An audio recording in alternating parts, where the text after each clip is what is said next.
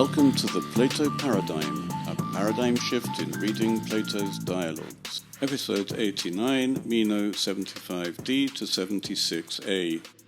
Last time, Meno had given a criticism of Socrates' answer, which was actually a standard refutation which could be used at any time by saying that any answer someone gave was silly, because telling someone that A was B would be no help to someone who didn't understand B in the same way that they didn't understand A. This form of criticism is from heuristics, and the aim there is simply to beat the opponent by having the audience laugh at the opponent, something which Socrates didn't actually say here. Socrates went on to compare heuristic with dialectic, where Socrates portrays the explanation as being delivered in a more friendly way by ensuring that the person being asked agrees that every premise in the explanation is understood.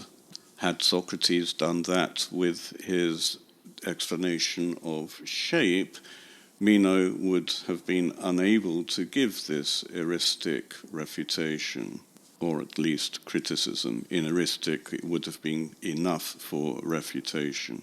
In other words, had Socrates asked Meno first, "Do you know what colour is?"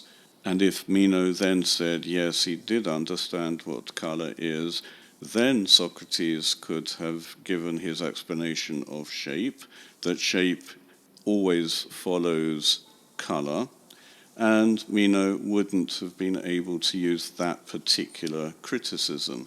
There were many other criticisms he could have used, and he didn't use any of them because he doesn't actually think for himself. The main criticism would have been that this explanation doesn't tell us anything about shape. We don't know what shape is. And another criticism might be that it is not true that shape always follows colour. One point I haven't discussed yet about this portrayal of dialectic is that it is false. It is not the task of a dialectician to behave like Gorgias and answer questions truthfully or even falsely, but to engage the one asking, the one who doesn't know, the one who isn't a dialectician, to engage them in critical thinking, so that eventually the dialectician will guide the other person towards an understanding of one thing or another. With Meno, Socrates doesn't have any choice but act as if he is like a sophist, giving answers when Meno asks what something is, but he at least has done it so that Meno will then give an answer about virtue. On the question of virtue, Socrates refuses to give a proper answer, but on shape, for example, he does give an answer, and it's completely wrong. He must have hoped that Meno would criticize something which was inherently wrong in the answer, but Meno didn't, as we have seen. He just used a stock heuristic refutation.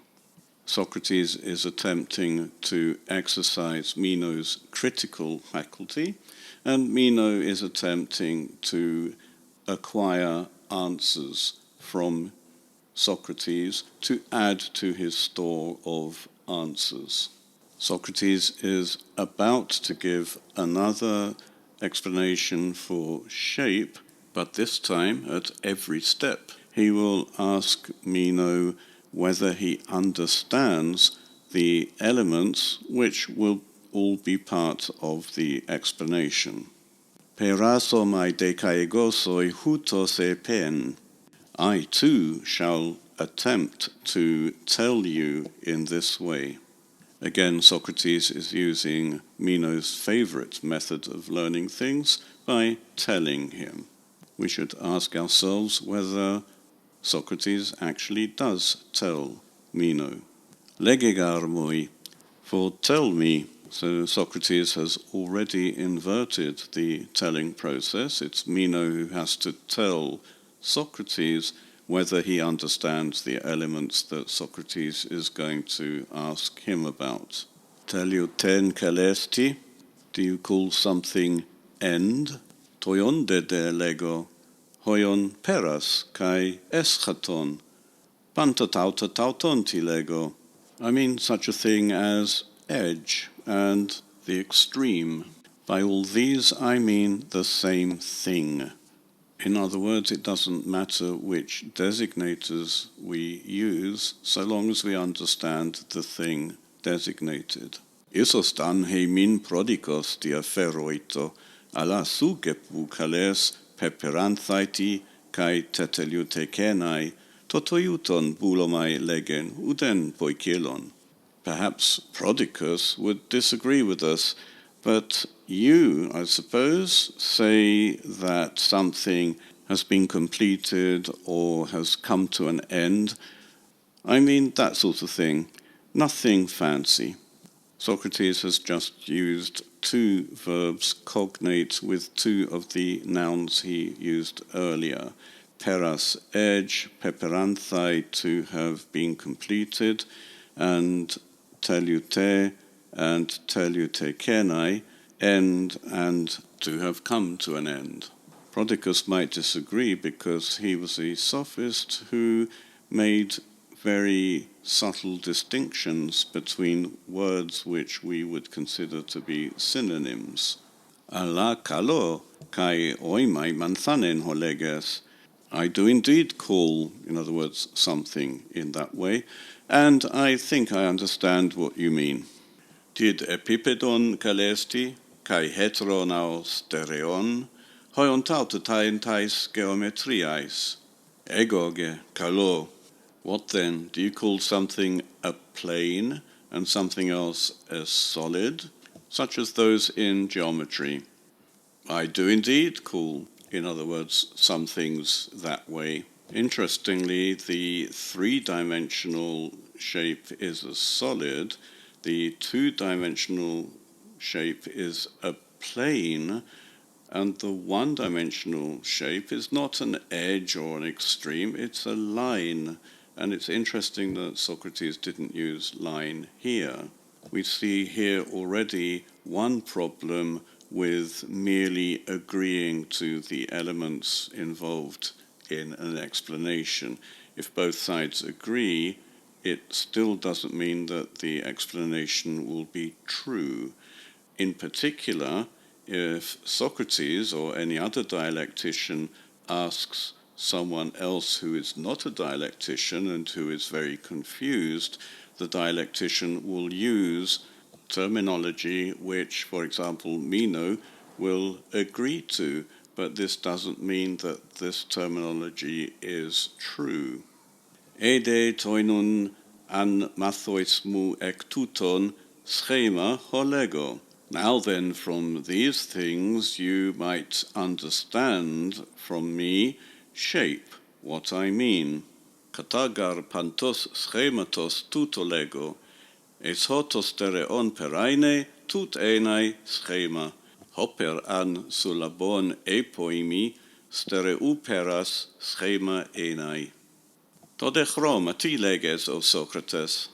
For every shape I say this, that this is shape into which the solid ends, which indeed I would say in summary, that shape is the end of solid. And Kala, what do you say it is, Socrates? I added Meno's response to show how abrupt it is. There is no pause between Socrates' reply concerning shape and Meno's next question concerning colour. We should note that Meno says chroma this time and not chroa. Since Meno has twice used the word chroa, and in his answer Socrates is going to use chroa, I suspect that chroma is a mistake here. The original word was chroa, but some copyist put in chroma because he's used to chroma in Attic. The word chroma is now in all of our manuscripts at this place, which indicates that the mistake, if it is a mistake, is early. If Plato is consistent with Meno's character, he should say chroa all the time. Socrates introduced colour as chroma, but as we will see, he adapts to Meno and finally uses chroa. This would then be a very clear and simple example showing how Socrates adapts his terminology, his concepts, his way of thinking, as it were, to that of his interlocutor. We can also see this from the two explanations of shape. They both exclude geometrical shape. Geometrical shape has nothing to do with colour and arguably has nothing to do with solid, at least not in the way that Meno conceives of solid. He's probably thinking of something which cannot be passed through, for example. Both explanations then are suited to the way Meno sees things. He doesn't have the ability to abstract concepts. He thinks of things as concrete things. Shapes for him are also concrete things. So is there any difference between the two explanations Socrates gives? The first one doesn't tell us anything about shape. It's simply something which is wherever there is colour. The second explanation does seem to tell us something about shape itself. It has something to do with the end of solid. Beyond that, however, it doesn't really tell us anything about shape. Shape is actually a difficult thing to define. To call it an outline or a contour still doesn't really tell us what shape is. We recognize instances of shapes as triangles, circles, squares, but we do not really have a definition, at least I don't know of a definition, which encapsulates the essence of shape. And this reminds me of that other thing Meno said he would have no trouble defining, the essence of a bee.